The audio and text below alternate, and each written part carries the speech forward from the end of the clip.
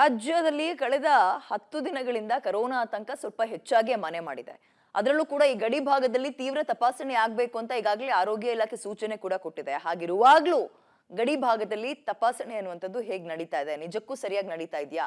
ಹಾಗೆ ನೋಡೋದಾದ್ರೆ ಗೋವಾದಿಂದ ಕಾರವಾರಕ್ಕೆ ಬಂದಂತಹ ವ್ಯಕ್ತಿಯಲ್ಲಿ ಒಬ್ಬರಿಗೆ ಕರೋನಾ ಪಾಸಿಟಿವ್ ಬಂದಿದೆ. ಪರಿಸ್ಥಿತಿ ಹೇಗಿದೆ ಗಡಿ ಭಾಗದಲ್ಲಿ ಅನ್ನೋದಕ್ಕೆ ಸಂಬಂಧಪಟ್ಟಂತೆ ನಮ್ಮ ಪ್ರತಿನಿಧಿ ಒಬ್ರು ಪ್ರತ್ಯಕ್ಷ ವರದಿ ಕೊಟ್ಟಿದ್ದಾರೆ. ನೋಡ್ಕೊಬರೋಣ.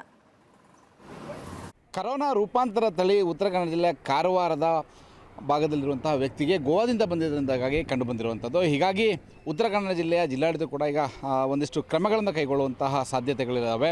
ಇನ್ನು ನಾವಿವತ್ತು ಕಾರವಾರ ಮತ್ತು ಗೋವಾ ಗಡಿ ಭಾಗದ ಮಾಜಾಳಿ ಭಾಗದಲ್ಲಿದ್ದೀವಿ. ಇಲ್ಲಿ ಯಾವ ರೀತಿ ತಪಾಸಣೆ ನಡೆಯುತ್ತೆ ಅನ್ನೋದನ್ನು ನಿಮಗೆ ತೋರಿಸ್ತೀನಿ. ನೀವು ನೋಡ್ಬೋದು ಈ ಭಾಗದಲ್ಲಿ. ಯಾಕಂದರೆ ಉತ್ತರ ಕನ್ನಡ ಜಿಲ್ಲೆಯಲ್ಲಿ ಗೋವಾ ಗಡಿ ಬರುವಂಥದ್ದು ಮಾಜಾಳಿ ಭಾಗದಲ್ಲಿ.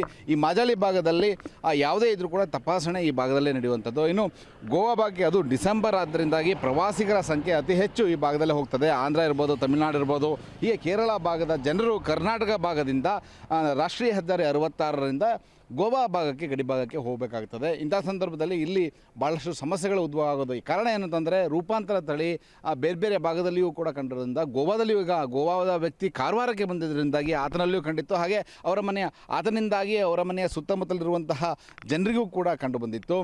ಅವರಿಗೂ ಕೂಡ ಥಂಡಿ, ಕೆಮ್ಮು ಈ ಥರ ರೂಪಾಂತರ ತಳಿಯ ಒಂದು ಸೂಚನೆಗಳೇನಿದ್ದಾವೆ, ಲಕ್ಷಣಗಳೇನಿದ್ದಾವೆ ಅವೆಲ್ಲವೂ ಕಂಡು ಬಂದಿತ್ತು. ಹೀಗಾಗಿ ಜಿಲ್ಲಾಡಳಿತ ಈಗ ಮತ್ತೆ ಕೋವಿಡ್ ತಪಾಸಣೆ ಮಾಡುವಂಥ ಕ್ರಮವನ್ನು ಕೈಗೊಳ್ಳುತ್ತಾ ಅನ್ನೋಂಥ ಒಂದು ಪ್ರಶ್ನೆ ಎದ್ದಿರುವಂಥದ್ದು. ಯಾಕಂದರೆ ರಾಜ್ಯ ಸರ್ಕಾರದಿಂದ ಮಾರ್ಗಸೂಚಿಯನ್ನೇನೋ ಮಾಡಿದಾದರೆ ಕಠಿಣವಾಗಿಲ್ಲ. ಯಾಕೆಂದರೆ 60 ವರ್ಷ ಮೇಲ್ಪಟ್ಟವರಿಗೆ ಕಡ್ಡಾಯವಾಗಿ ಮಾಸ್ಕನ್ನು ಧರಿಸಬೇಕು ಅನ್ನೋಂತಹ ಒಂದು ಸೂಚನೆಯನ್ನು ನೀಡಿರುವಂಥದ್ದು.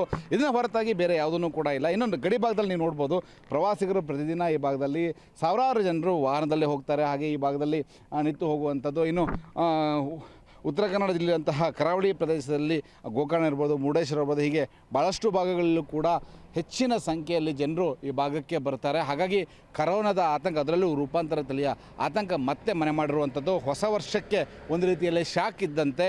ಇನ್ನು ಕಾರವಾರದಲ್ಲಿ ಮೊದಲೇ ಬಾರಿಗೆ ಗೋವಾದಿಂದ ಬಂದಂತಹ ವ್ಯಕ್ತಿಯಿಂದಾಗಿ ರೂಪಾಂತರ ತಳಿ ಪತ್ತೆಯಾಗಿರುವಂಥದ್ದು.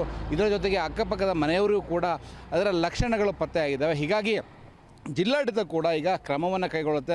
ಆಮೇಲೆ ಗಡಿಯಲ್ಲಿಯೂ ಕೂಡ ಈಗ ಹೆಚ್ಚಿನ ಭದ್ರತೆ ಜೊತೆಗೆ ತಪಾಸಣೆಗೆ ಏನಾದರೂ ವ್ಯವಸ್ಥೆಯನ್ನು ಮಾಡುತ್ತಾ ಅನ್ನೋದನ್ನು ನೋಡಬೇಕಿದೆ. ಸದ್ಯದ ಮಟ್ಟಿಗಂತೂ ಈಗ ಎಂದಿನಂತೆ ಇಲ್ಲಿ ಚೆಕಿಂಗನ್ನು ಮಾಡಲಾಗುತ್ತೆ. ಪ್ರವಾಸಿಗರಿಗೆ ಸೂಕ್ತ ವ್ಯವಸ್ಥೆಯನ್ನು ಹೋಗಲಿಕ್ಕೆ ಮಾಡಿರುವಂಥದ್ದು. ಆದರೆ ಕಠಿಣ ನಿಯಮಗಳು ಸದ್ಯದ ಮಟ್ಟಿಗೆ ಈ ಭಾಗದಲ್ಲಿ ಇಲ್ಲ. ಕ್ಯಾಮ್ರಾಮನ್ ಸುರೇಶ್ ಜೊತೆ ನವೀನ್ ಸಾಗರ್, ಪಬ್ಲಿಕ್ ಟಿವಿ, ಕಾರವಾರ.